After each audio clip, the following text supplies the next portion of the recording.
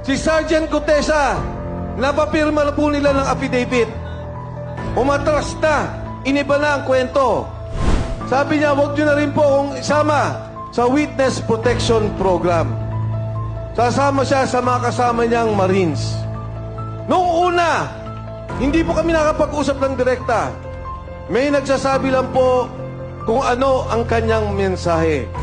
Ngayon, ang huling mensahe nung nakaraang 2 linggo, hindi na po siya pinoproteksyonan.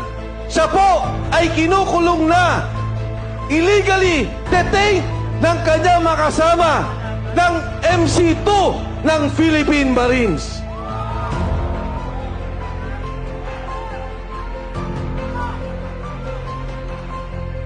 Alam niyo po, ang kinakaawa ko, naintindihan ko, si Sergeant Gutesa, napapirma na po nila ng affidavit. Umatras na, iniba na ang kwento.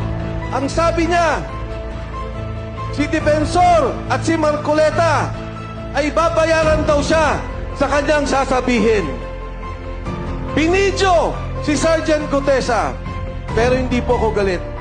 Kahit na baguhin niya kwento, naintindihan ko.